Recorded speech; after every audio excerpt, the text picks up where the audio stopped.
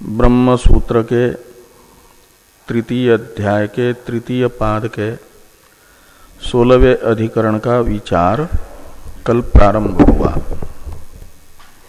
सांपराय अधिकरण के संक्षिप्त स्वरूप को बताने वाले अधिकरण सार के दोनों श्लोकों की चर्चा हम लोग कर चुके हैं। इस अधिकरण के विस्तृत स्वरूप को बताने वाले भाष्य का विचार आज प्रारंभ होना है।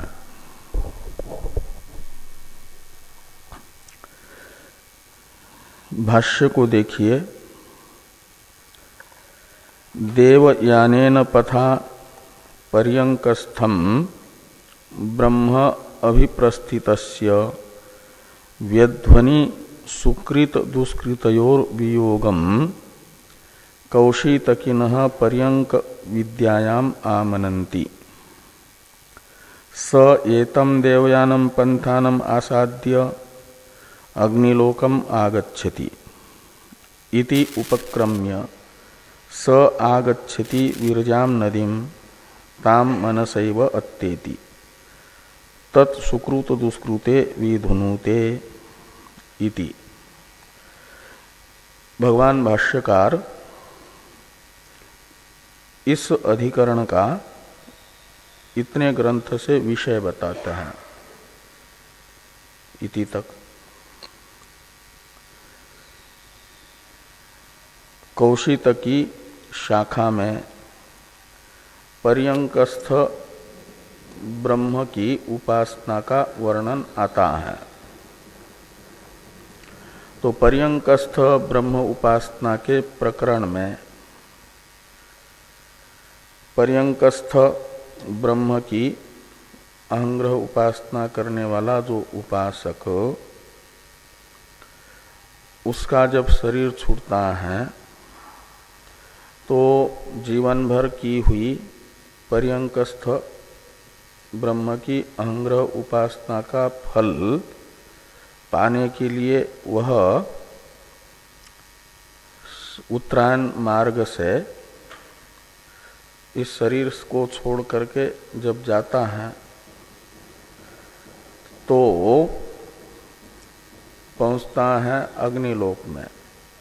वहां से फिर बताया गया कि एक विरजा नदी पड़ती है, वहां आता है और फिर उसे मन से ही पार कर लेता है और फिर सुकृत दुष्कृतों का त्याग करता है।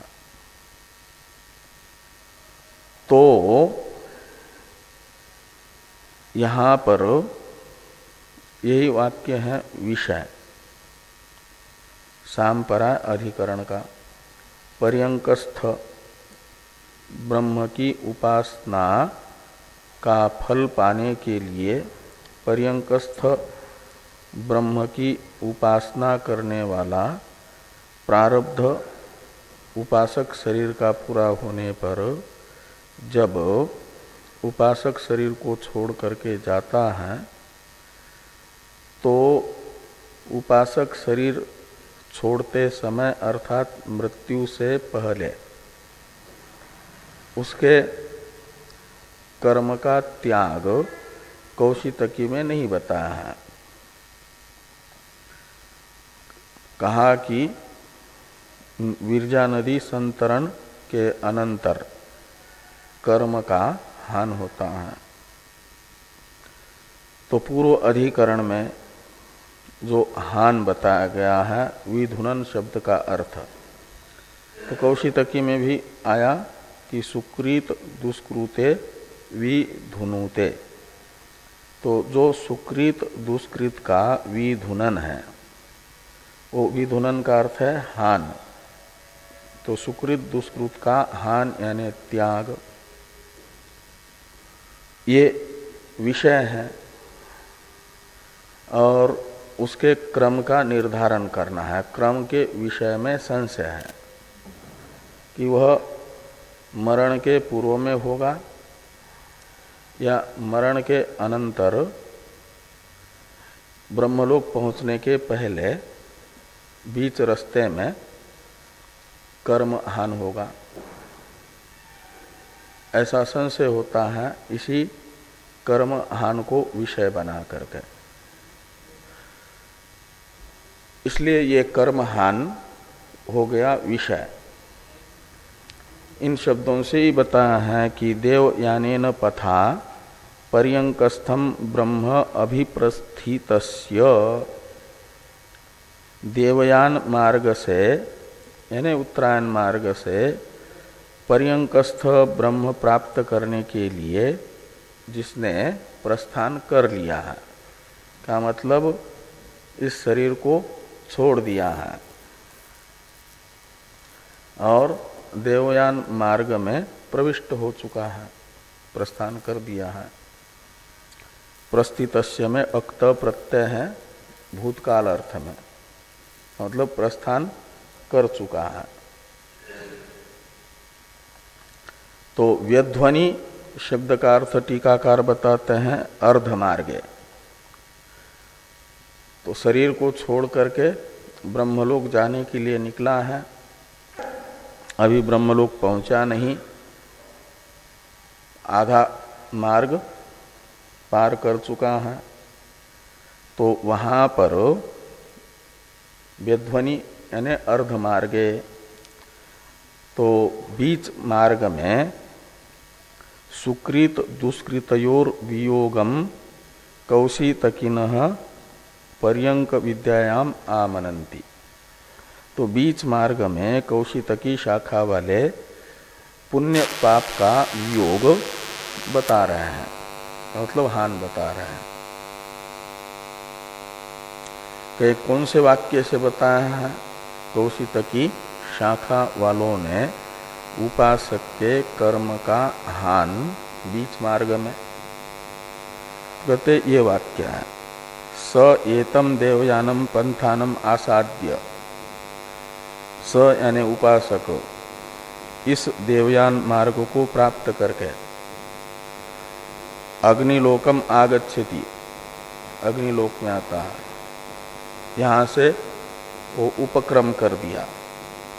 और फिर आगे एक वाक्य शेष आया कि स आगच्छति विरजाम नदीम, वह विरजा नदी के पास आता है और ताम मनसैव अत्येति, उस विरजा नदी का मन से ही अतिक्रमण कर लेता है। और तत् सुकृत दुष्कृते विधुनुते, और तत्शब्द तेन अर्थ में है, और तेन ये सर्वनाम है, तत्शब्द सर्वनाम है। सर्वनाम पूर्व के परामर्शक होते हैं। तो पूर्व में है, अभी अभी बताया गया पूर्व पक्ष के अनुसार संतरण, नदी का मन से संतरण हुआ ना, तो तत्शब्द का अर्थ निकलेगा संतरण, विरजा नदी संतरण। और तत्शब्द तेन इस तृतीयांत में है, लुप्त तृतीयांत है। तृतीया विभक्ति बताएगी साधनत्व तत्शब्द के अर्थ में। तो तत्शब्द जिस अर्थ का परामर्शक बन रहा है, नदी संतरण रूप अर्थ का, उसमें तृतीया विभक्ति बताएगी साधनत्व का। तो इसलिए तत्शब्द का यानी तेन का अर्थ निकलेगा नदी संतरणेन सुकृत दुष्कृते विधुनुते। तो विधुनन कार्य हो जाएगा, सुकृत दुष्कृत का विधुनन कार्य है और कारण है नदी संतरण, ऐसा पूर्व पक्षी कहते हैं। तो नदी संतरण रूप साधन से सुकृत दुष्कृत रूप जो पुण्य पापात्मक कर्म है उसका हान होता है वहां पर। नदी पार कर लिया, सुकृत दुष्कृत का हान हुआ। और आगे फिर वो ब्रह्मलोक निकल जाता है।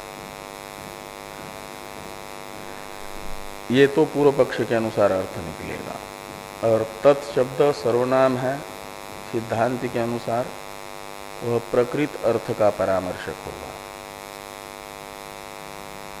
और प्रकृत अर्थ है विद्या, पर्यंकस्थ ब्रह्म का अहंग्रह चिंतन, उसका परामर्शक हो जाएगा तत्शब्द। और सिद्धांति के अनुसार भी लुप्त तृतीयांत है, इसलिए तेन अर्थ निकलेगा। और तृतीया साधनत्व को ही बताएगी। तत्शब्द जिस अर्थ का परामर्शक है उसमें साधनत्व बताएगी। तो सिद्धांति के अनुसार तत्शब्द विद्या का परामर्शक होने से विद्या में साधनत्व बताएगी तृतीय विभक्ति। इसलिए तेन का अर्थ निकलेगा पर्यंकस्थ ब्रह्म विद्या। सुकृत दुष्कृते विधुनुते, सुकृत दुष्कृत का विधुनन होता है। हाँ, पर्यंकस्थ ब्रह्म विद्या से सुकृत दुष्कृत का हान होता है, विद्या से हो रहा है हान, ये सिद्धांत के अनुसार।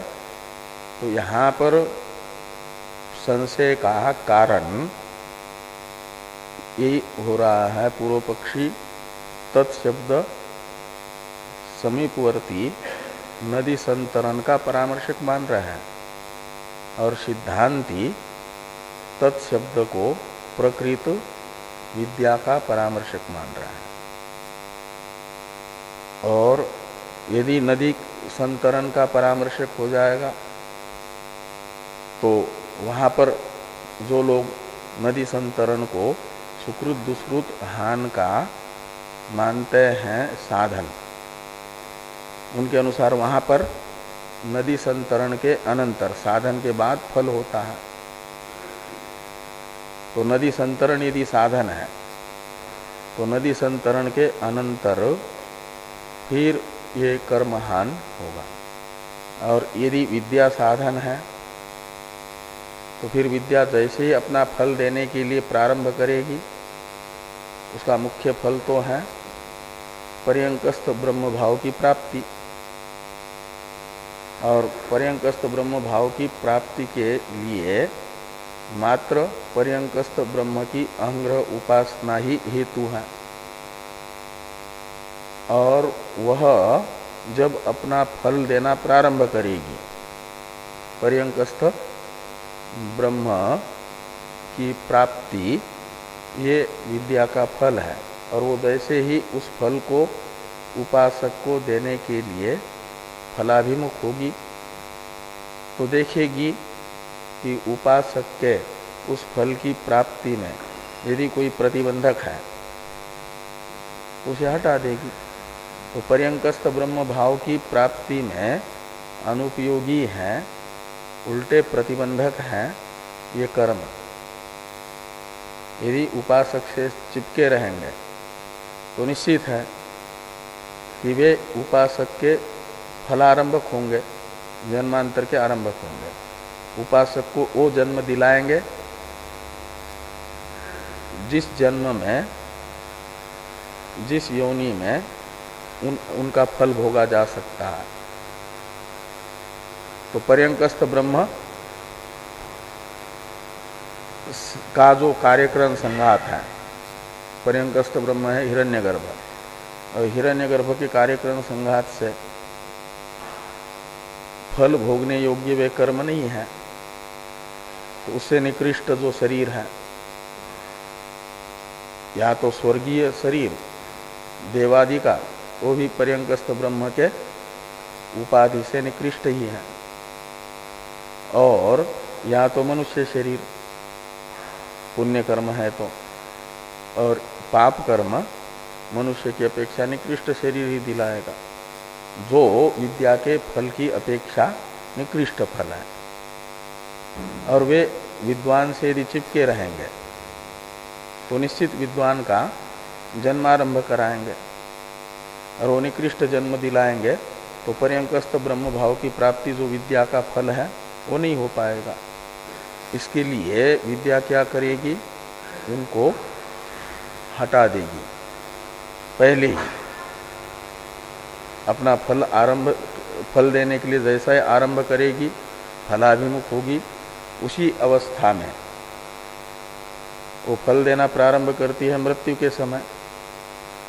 कहीं इधर उधर उसकी वृत्ति को पर्यंकस्थ ब्रह्म से अतिरिक्त अन्य स्थान पर किसी देव योनि में या मनुष्य योनि में या अन्यत्र वृत्ति को ले जाने वाला जो भी होगा उसे उस समय उसके स्मरण में ही नहीं आने देगी, हटा देगी, और मात्र पर्यंकस्थ ब्रह्म का ही स्मरण कराएगी विद्या। तब तो पर्यंकस्थ ब्रह्म भाव की प्राप्ति करा पाएगी। और ये सब निश्चित होने पर मृत्यु के समय अंतिम प्रत्यय जैसा होता है, यथा क्रतु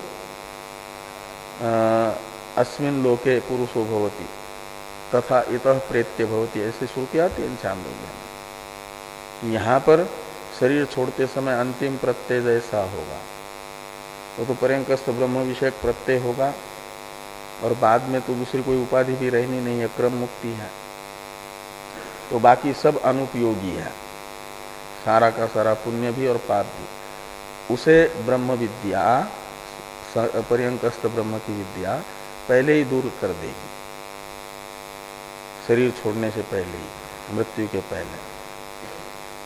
ऐसा सिद्धांती कहेंगे, सिद्धांत के अनुसार वहां अर्थ निकलेगा। और वह देवयान मार्ग से जाएगा तो बीच में सूक्ष्म शरीर मात्र है, भूत सूक्ष्मों से परिवेष्टित, और भूत सूक्ष्म अभी किसी कार्यक्रम संघात के रूप में अभिव्यक्त नहीं हुआ है।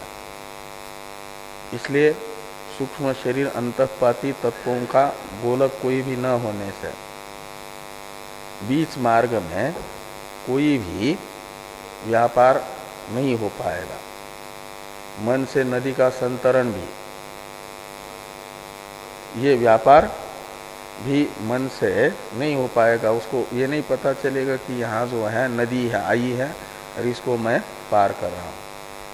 लेकिन श्रुति कह रही है मन से वो अत्येति काम, तो वो भी मृत्यु के समय ही। ऐसे तो जीवन भर चिंतन करना होता है मार्ग का भी, विद्यांगत्वेन रूपेण, कि साथ साथ जैसे पर्यंकस्थ ब्रह्म की अहंग्रह उपासना करता है, साथ में ये भी होता है कि ये विद्या इस शरीर से मैं जो अनुष्ठान कर रहा हूँ, मुझे उत्तरायण मार्ग से, इस शरीर से, सुषुम्ना नाड़ी से ये विद्या निकालेगी, फिर मैं उत्तरायण मार्ग से जाऊंगा।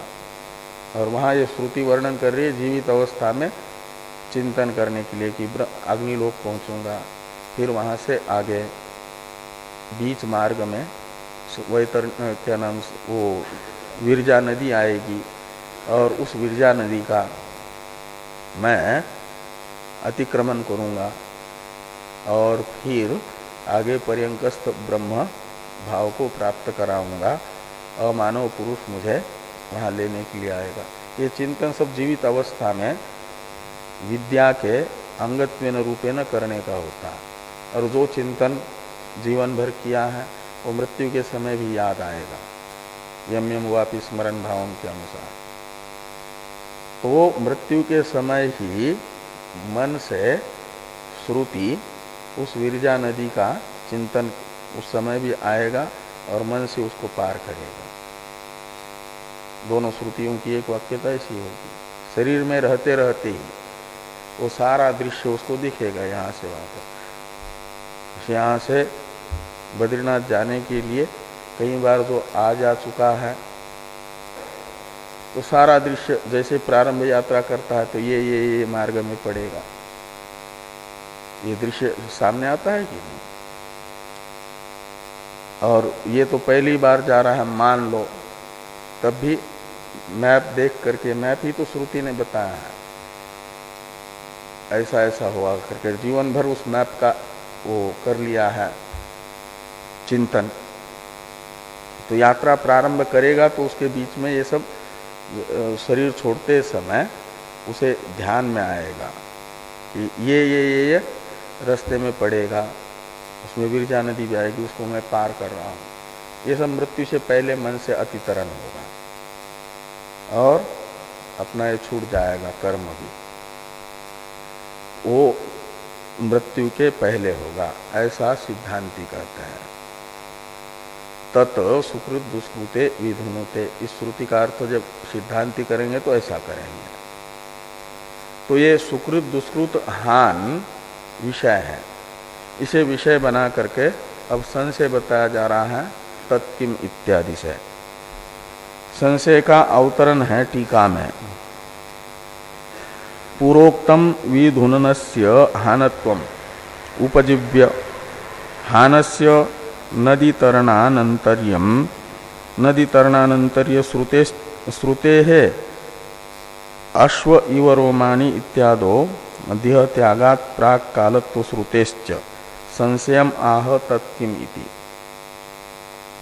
तो ये कहते हैं पूर्वोक्तम विधुननस्य हानत्वम उपजीव्य, विधुनन शब्द का अर्थ हान ही है। ये पूर्व अधिकरण के द्वितीय वर्णक में सिद्धांत बताया गया। विधुनन शब्द का अर्थ पूर्व अधिकरण के द्वितीय वर्णक में जो बताया गया उसे ही ग्रहण करके ये बताया जा रहा है कि हानस्य नदी तरणानंतर्य श्रुते है। संशय का एक हेतु ये है, वो जो कर्म का हान है विधुनन, वह नदी संतरण के अनंतर होता है, ऐसा बताने वाली पूर्व पक्ष के अनुसार कौशितकी श्रुति। यद्यपि सिद्धांत के अनुसार कौशितकी श्रुति का भी वो अर्थ नहीं निकल रहा। और अश्व इव रोमाणी इत्यादि जो तांडी श्रुति ये बताती हैं देह त्याग से पहले यानी मृत्यु से पूर्व में कर्महान होता है करके। तो ये अलग अलग समय में यानी कर्म त्याग का क्रम श्रुति द्वय में अलग अलग बताया गया, इसलिए संशय होता है, ये कह रहे हैं। श्रुति को आधार बना करके ही संशय हो रहा है। संशयम आह तत्किम यथा श्रुतम व्यध्वन्येव वियोग वचनम प्रतिपत्तव्यम आहोस्वित आदौ एव देहात अपसर्पणे इति विचारणायाम श्रुति प्रामाण्यात यथा श्रुति प्रतिपत्ति प्रसक्तौ पठति सांपराय इति। तो ये कहते हैं कि तत् यानी वो कर्महान, कर्म विधुनन, तत् इस सर्वनाम से लेना।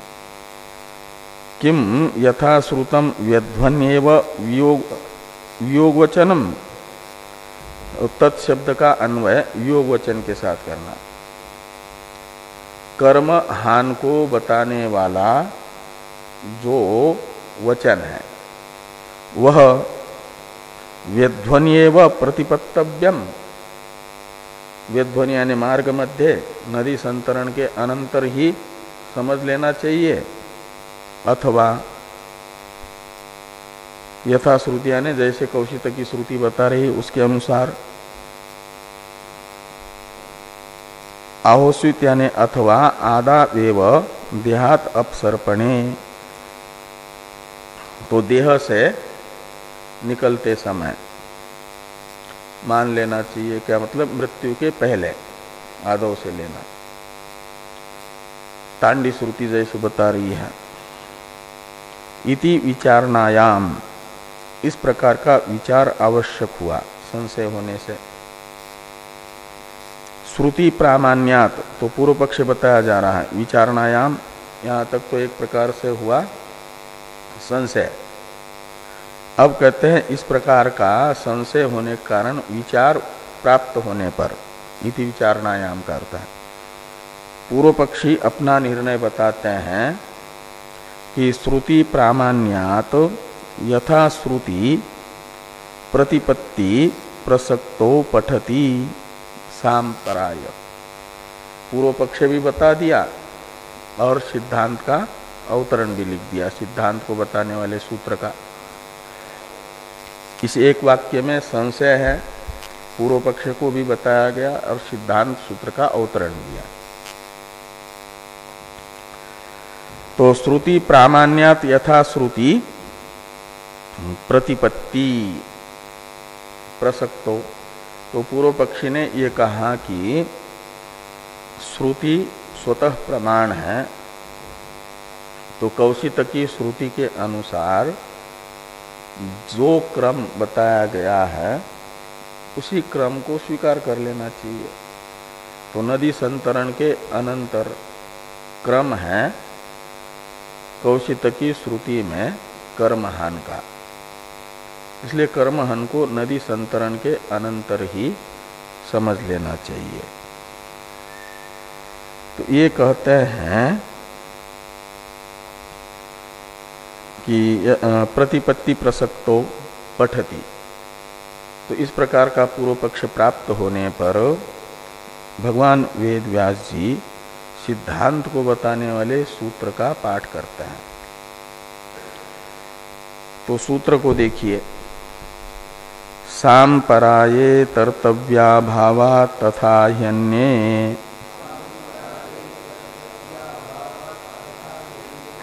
सांपराये तर्तव्या भावा तथा ह्यन्ये,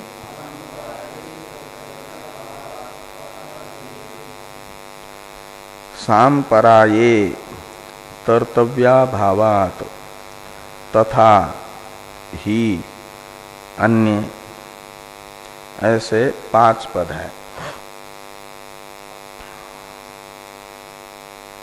सांपराये ये सप्तमी है,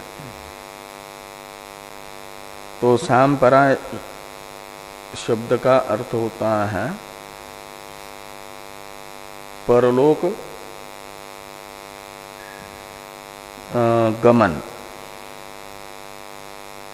सांपरा, यहाँ पर सांपराय शब्द परलोक गमन अर्थ में है। तो परलोक गमन प्रारंभ यानी उसके काल का अर्थ ले लेना कि जिस समय परलोक गमन प्रारंभ हो रहा है उससे पूर्व में ही, यानी मृत्यु से पहले ही, ये सांपराये शब्द का अर्थ निकलेगा। कर्महान होता है, कर्महान को तो ये प्रकृत ही है, उसको लेना। सांपराये कर्म यानी सुकृत दुष्कृत विधुननम भवति, भवति का अध्याय कर लेना। ये सिद्धांति की प्रतिज्ञा है। सांपराये सुकृत दुष्कृत हानम भवति, और सांपराये शब्द का अर्थ निकलेगा परलोक गमन के समय। परलोक गमन होता है, यहाँ का इस शरीर को छोड़ना परलोक गमन का वही प्रारंभ है एक प्रकार से। तो उससे उसी समय वांग मनसी संपद्यते इत्यादि जो हो रहा है, और मन जो है इसी शरीर में रहते रहते भावी जन्म उसके द्वारा अनुष्ठित जिस साधन के फलस्वरूप होना है, उस साधन को उस शरीर के भावी शरीर के प्रारब्ध के रूप में निर्धारित कर रहा है उस समय। तो उपासक की उपासना उस समय फलाभिमुख होती है। जैसे ही बाह्य इंद्रियों का व्यापारोपरम होता है और मुमूर्षु पुरुष की बाह्य इंद्रियां मन के अधीन हो जाती हैं और अंतःकरण का व्यापार प्रारंभ होता है। अंतःकरण का व्यापार उस समय यही होता है कि हमने जीवन भर क्या किया है, उसे देखता है, पहले का भी देखता है, लेकिन उसने जीवन उसका संस्कार पर्यंकस्थ ब्रह्म का ही मय के रूप में दृढ़ होने से वो जो विद्या है परिपक्व विद्या, वह बाकी कर्मों को हटा देती है कूड़ा कचरा समझ करके, और पर्यंकस्थ ब्रह्म का ही मय के रूप में अंतिम प्रत्यय कराती है। पर्यंकस्थ ब्रह्म विद्या को छोड़ करके बाकी सारा जो भी अनुष्ठित उसका मानस कर्म हो या ऐन्द्रिय वाचिक कर्म हो या शारीरिक कर्म हो, सबको हटा देती है। ये है सांपराय काल। और उस सांपराय काल में उपासक की ब्रह्म विद्या उसके कर्मों का हान कर लेती है। ब्रह्म विद्या से कर्म का हान सांपराय काल में होता है। तो पूर्व पक्षी इस प्रतिज्ञा की सिद्धि के लिए हेतु पूछते हैं, कस्मात् हेतु, क्यों ऐसा मान रहे हो, नदी संतरण के अनंतर क्यों नहीं मान रहे हो, पहले ही क्यों मान रहे हो। तो सिद्धांती हेतु बताते हैं तर्तव्याभावात्। इसमें तर्तव्य शब्द का अर्थ है प्राप्तव्य। तर्तव्य का अर्थ प्राप्तव्य है और तर्तव्यस्य अभाव तर्तव्याभाव यानी प्राप्तव्याभाव, तस्मात् प्राप्तव्याभावात्। ये निश्चित है कि उपासक को ब्रह्मलोक में जाकर के पर्यंकस्थ ब्रह्म उपासना का ही फल प्राप्त होना है और उस फल के बाद उसे मुक्त होना है। और इस शरीर को छोड़ेगा, ब्रह्मलोक पहुंचेगा, इसके बीच में यदि कोई फल ऐसा होता जो उसे इन कर्मों के द्वारा प्राप्तव्य होता, तब तो उन कर्मों को साथ में कुछ समय के लिए ले जाना उचित होता, युक्तियुक्त माना जाता। क्या ब्रह्मलोक पहुंचा नहीं है, पर्यंकस्थ विद्या का फल तो ब्रह्मलोक में मिलेगा और इस शरीर को छोड़ रहा है, बीच में कोई ना कोई उसको फलोपभोग करना है और वो पर्यंकस्थ ब्रह्म विद्या नहीं दिला पाएगी, इसलिए साथ में कोई ना कोई दूसरा चाहिए कर्म। तो ये सुकृत दुष्कृत साथ में ले जा सकता है, लेकिन ऐसा कोई इस शरीर को छोड़ने के बाद और ब्रह्मलोक में पहुंचने से पहले बीच में कोई ऐसा फल है ही नहीं जो इन कर्मों से उसे प्राप्त करना है। इसलिए इन सुकृत दुष्कृतों के द्वारा प्राप्तव्य फल का बीच में अभाव होने से ये तर्तव्याभावात् का अर्थ है। और ब्रह्मलोक में पहुंचने पर तो विद्या का ही फल है, तो इसलिए बीच में भी कोई फल नहीं मिलना है, वहां पहुंचने के बाद भी तो विद्या का ही फल मिलना है, तो ये क्यों ढो करके साथ में ले जाएगा। यदि बीच में कहीं फलोपभोग होता इनका तब तो ले जाना ठीक भी था, लेकिन ऐसा है नहीं। तो इन कर्मों को बिना प्रयोजन के साथ में ले जाना युक्तियुक्त नहीं है। ये यहां पर कर्तव्याभावात से कहा जा रहा है। तो कहा फिर ये खाली हम युक्ति से मात्र नहीं बता रहे हैं, इस युक्ति का समर्थन करने वाला श्रुति वचन भी है। इसलिए कहते हैं तथा ही अन्य। तो अन्य यानी तांडी शाखिनः शाट्यायनी शाखिनश्च। अन्य ये सर्वनाम तांडी और शाट्यायनी शाखा वालों का परामर्शक है।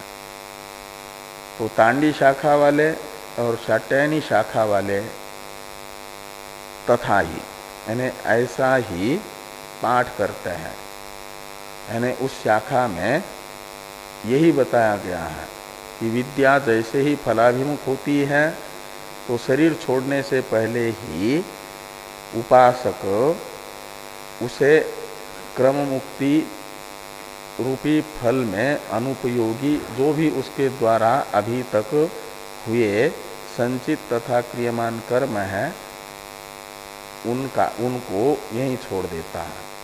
इसे अश्वयुव रोमानी इस दृष्टांत से बताया है।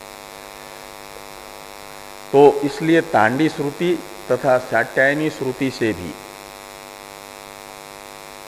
ये शाट्यायनी श्रुति कहती है कि उसके वित्त को उपासक के पुत्र प्राप्त करते हैं, और जो श्रुद्ध होते हैं वे उपासक के पुण्य को धारण प्राप्त कर लेते हैं, और जो द्वेष्टा होते हैं वे पाप को प्राप्त कर लेते हैं। तो यदि उपासक शरीर जिस लोक में था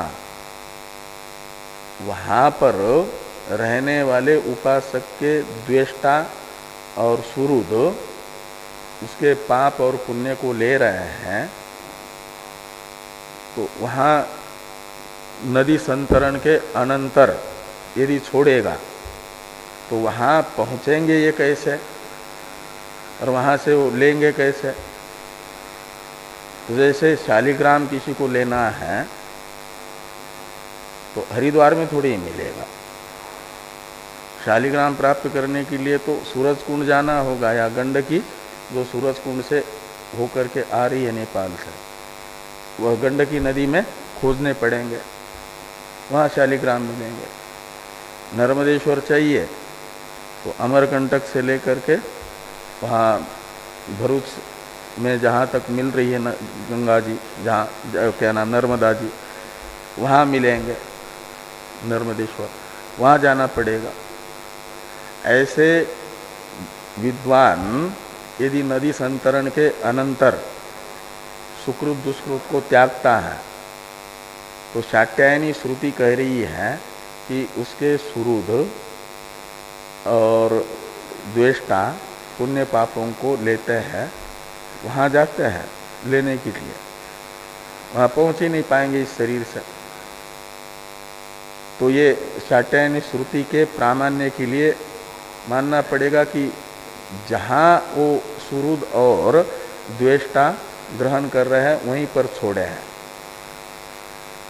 ये नहीं होगा कि छोड़ा वहाँ और प्राप्त यहाँ हो रहा है, ऐसा नहीं होगा।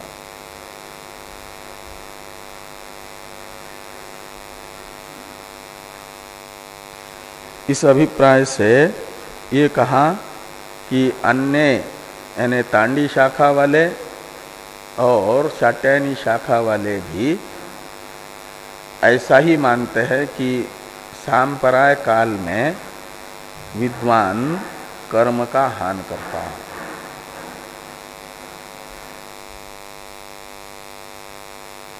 इसी प्रकार का सूत्रार्थ भगवान भाष्यकार बता रहे हैं। देखिए, सांपराये का अर्थ करते हैं, सूत्रस्थ सांपराय ये शब्द है, इसका अर्थ कर रहे हैं गमने एव। तो सांपराय यानी गमने एव, तो गमन का भी अर्थ है कर रहे हैं देहात अपसर्पणे, देह से अपसर्पण करते समय का अर्थ है मृत्यु के समय। अभी शरीर को नहीं छोड़ा उस समय, मृत्यु के अव्यवहित पूर्व में। तो देहात अपसर्पणे काले ऐसा लगाना, देह से अपसर्पण के समय इदम विद्या सामर्थ्यात् सुकृत दुष्कृत हानम भवति इति प्रतिजानिते, ऐसी प्रतिज्ञा यानी अंगीकार भगवान वेदव्यास जी सांपराये इस प्रथम पद से करते हैं। और हेतु बताते हैं कर्तव्याभावात्, इसका अवतरण है भाष्य में। हाँ, अवतरण है हेतुंच आचष्टे, ये अवतरण है भाष्य में, भाष्य में अवतरण है। तो हेतुंच आचष्टे, तो हेतु को बताते हैं इस प्रतिज्ञा का निश्चायक, वो है कर्तव्याभावात्। और कर्तव्याभावात् का व्याख्यान आगे आ रहा है। उससे पहले थोड़ा टीका को देखिए। टीकाकार पूर्व पक्ष के अनुसार तत्सुकृत दुष्कृते विधुनुते, इसमें तत्शब्द का अर्थ कर रहे हैं और फल भेद बता रहे हैं सिद्धांत पक्ष में और पूर्व पक्ष में। तो ये टीका देख करके फिर आगे का भाष्य देखते हैं। ब्रह्मलोक मार्ग मध्ये वीर्जाख्याम नदीम अत्येति तत्सुकृत दुष्कृते विधुनुते इत्यत्र तत् इति सर्वनाम श्रुत्या तेन इत्यर्थतया सन्निहित नदी तरणस्य कर्म हानि हेतुत्वोक्ते अर्धपथे कर्मक्षय इति पूर्व पक्ष। तो ये कहते हैं कि सुकृत दुष्कृतों का नदी वीर्जाख्य नदी का अतितरण करने के बाद विधुनन होता है, यानी त्याग होता है। यहाँ पर ये जो तत् सुकृत दुष्कृते विधुनुते में तत् शब्द है, उसे कह रहे हैं कि तद इति सर्वनाम श्रुत्याः, षष्ट्यंत है श्रुत्याः पद। तो तत् इस सर्वनाम श्रुति से, श्रुति में श्रुति का ये अर्थ निकलेगा क्या कि तेन इत्यर्थतया। तो तत् यह सर्वनाम तेन इस तृतीयांत पद के अर्थक है, इसलिए। और तत् ये सर्वनाम परामर्शक बनेगा नदी संतरण का। तो नदी सन्निहित नदी तरणस्य कर्म हानि हेतुत्वोक्ते, तो तेन ये तृतीयांत सर्वनाम बताएगा नदी संतरण में हेतुत्व कर्महान का। कर्महान का हेतुत्व बताने से अर्थ निकलेगा अर्धपथे कर्मक्षय, बीच मार्ग में कर्म की हानि होती है विद्वान के, ऐसा पूर्व पक्ष रहेगा। तो पूर्व पक्ष के मत में ये फल सिद्ध होगा। तत्र विद्यायाः कर्मक्षय हेतुत्वा सिद्धि पूर्व पक्षे फलम, ऐसा लगाना।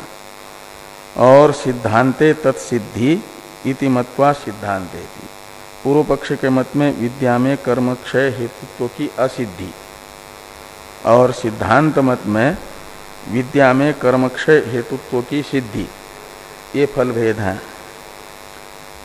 और सांपराये इत्यादि का अवतरण टीका में है कि सिद्धांतयति सांपरायति।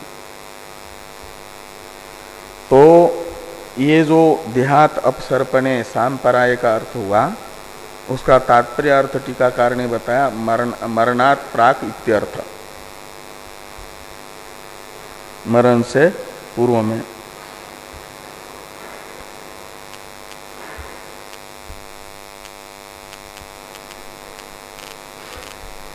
हेतुंच आचष्टे, भाष्य को देखिए, हेतुंच आचष्टे तर्तव्या भावात इति,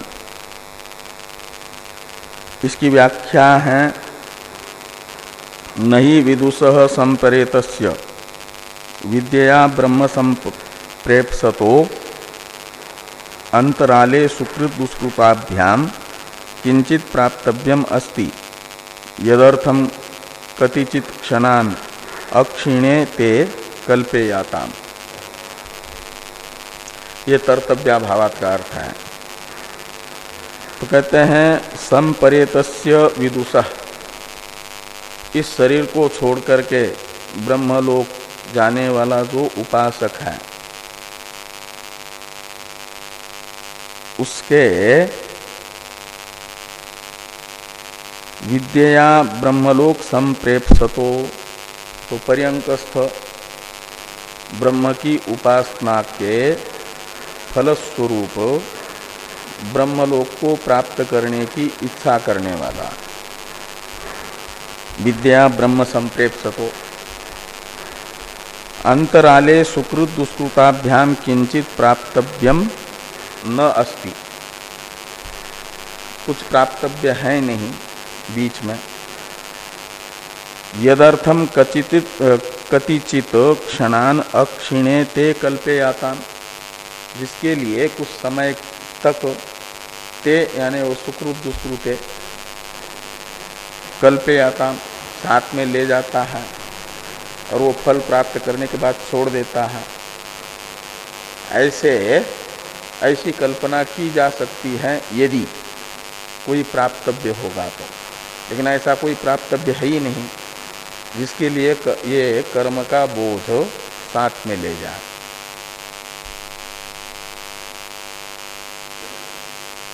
विद्या विरुद्ध फलत्वात्तु इत्यादि का अवतरण है टीका में। संपरेतस्य मृतस्य कंचित कालम कर्म सत्वे फलाभावात देवयान मार्ग प्रवेश अयोगाच्य आदावेव क्षय इत्यर्थ, ये पहले अर्थ कर दिया और आगे वो अवतरण लिखते हैं। ये जो हेतु कर्तव्या भावात, ये हेतु तथा सांपराय से बताई गई प्रतिज्ञा, इतने का अर्थ ये टीकाकार ने किया कि संपरेतस्य मृतस्य कंचित कालम कर्म सत्वे फलाभावात्, जो मृत उपासक हैं उसके कर्मों का कुछ समय तक उसके साथ में रहना निष्प्रयोजन है, उसका कोई फल नहीं है रहने का, कर्म के साथ में, कर्म को साथ में रखने का कोई फल न होने से। फलाभाव और देवयान मार्ग प्रवेश अयोगाच्य, उल्टा देवयान मार्ग में प्रवेश ही नहीं हो पाता।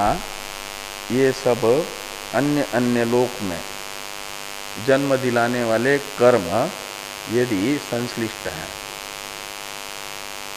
इसलिए देवयान मार्ग में प्रवेश में बाधक भी होने से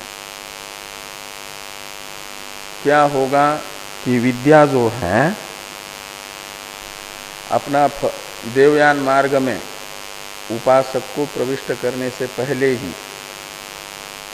इन कर्मों को उपासक से अलग कर देगी, छुड़ा देगी।